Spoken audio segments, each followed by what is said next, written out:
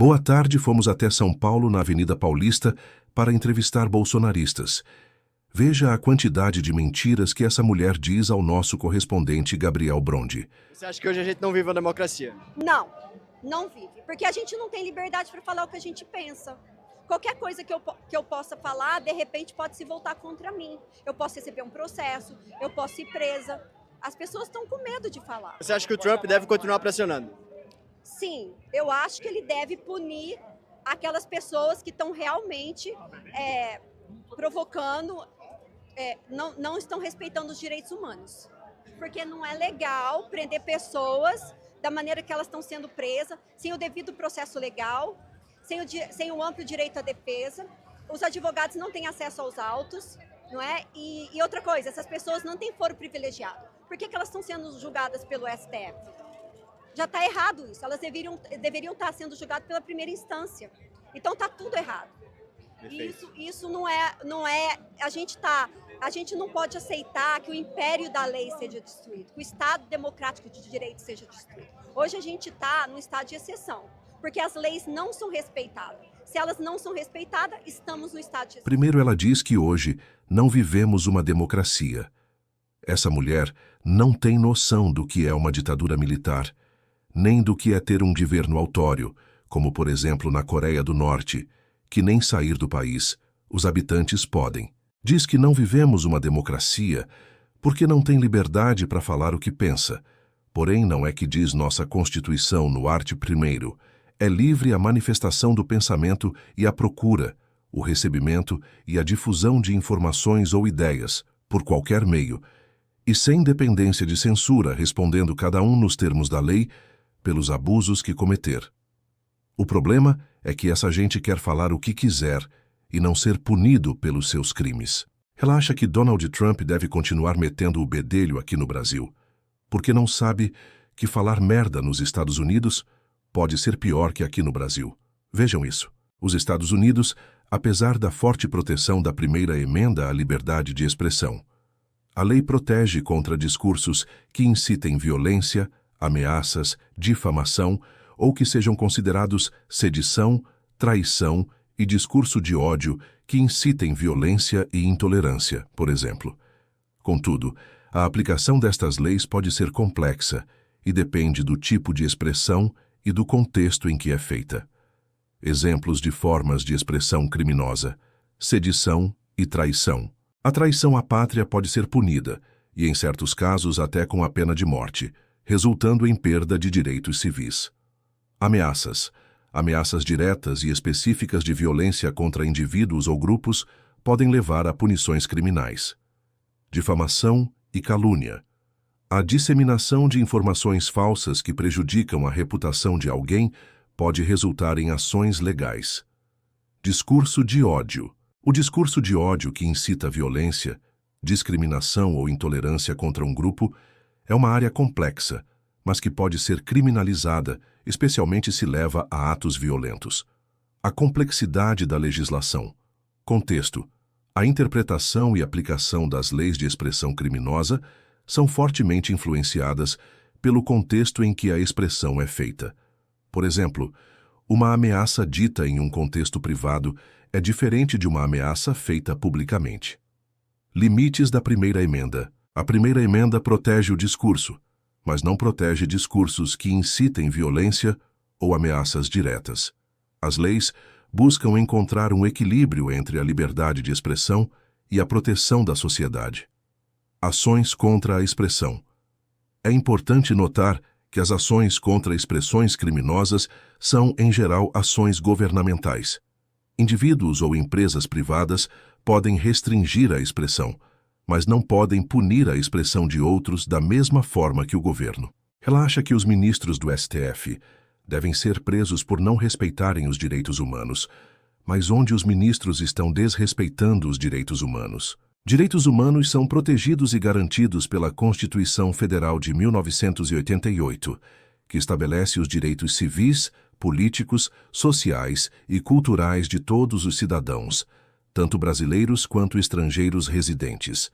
Os principais direitos incluem a vida, a liberdade, a igualdade, a segurança e a propriedade, assim como o direito à saúde, educação, trabalho digno, moradia, liberdade de expressão, de pensamento e de religião, e o acesso à justiça, direitos fundamentais no Brasil. A Constituição brasileira, no seu artigo 5º, enumera diversos direitos fundamentais como direito à vida. A proteção à vida é um direito inalienável de todos os indivíduos. Liberdade. Inclui a liberdade de ir e vir, de expressão, de pensamento, de consciência e de crença. Igualdade.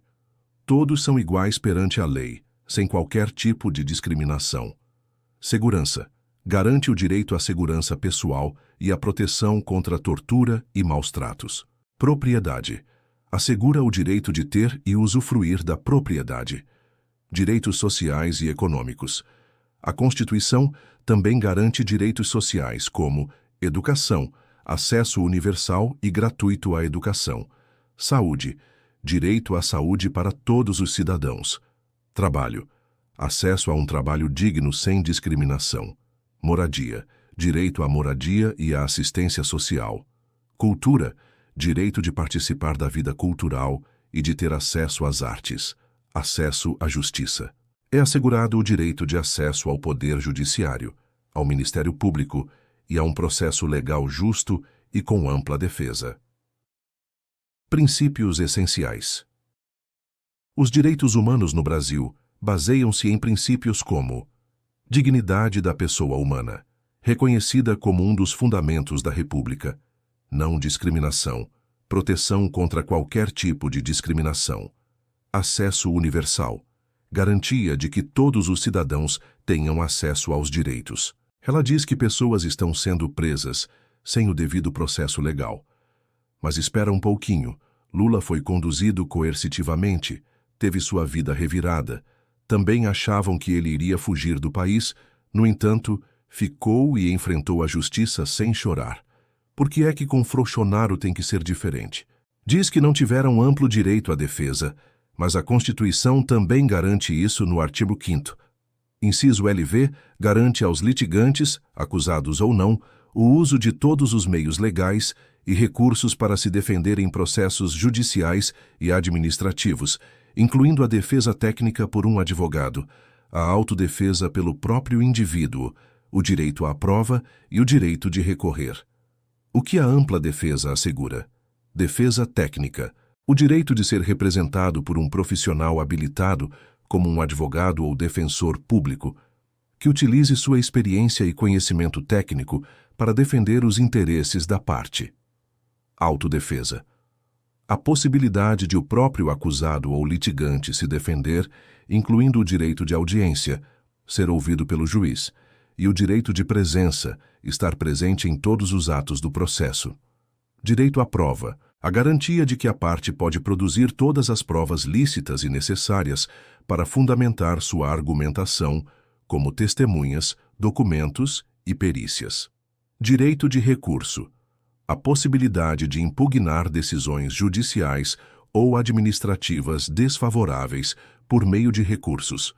Participação efetiva.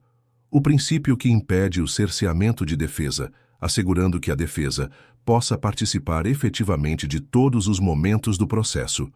Por que é importante? A ampla defesa é um direito fundamental que visa garantir um julgamento justo e que a parte tenha meios adequados para influir sobre a decisão judicial ou administrativa, assegurando o respeito ao contraditório e ao devido processo legal. A falta ou deficiência da ampla defesa pode levar à anulação do processo, com a necessidade de refazer atos e, em casos extremos, a prescrição do processo. Perguntei ao ChatGPT o que ele achava e a resposta foi: sim, até o momento Jair Bolsonaro está tendo direito à ampla defesa, conforme previsto na Constituição. Ele tem acesso aos autos, representação jurídica ativa, possibilidade de apresentar provas, recorrer de decisões e prestar depoimentos. Portanto, sim, Bolsonaro e demais réus têm o exercício da ampla defesa garantido. Ela também disse que os advogados não tiveram acesso aos autos do processo. Lê do engano, pois sim, os advogados de Jair e réus tiveram acesso aos autos. Ela também dizia que as pessoas presas pelo golpe não possuem foro privilegiado, por isso não deveriam estar sendo julgadas pelo STF. Só o ex-presidente Jair Bolsonaro é julgado no STF porque os supostos crimes investigados, tentativa de golpe, por exemplo, envolvem outros acusados com foro privilegiado, como generais da ativa ou ministros. Quando há conexão entre investigados com e sem foro, o STF pode manter o caso para todos. Isso é chamado de conexão processual. Você chegou até aqui. O meu muito obrigado. Curte e compartilha esse vídeo para que mais bolsonaristas possam ser libertos dessa sandice. Uma boa tarde a todos e fiquem com Deus. Jesus te ama.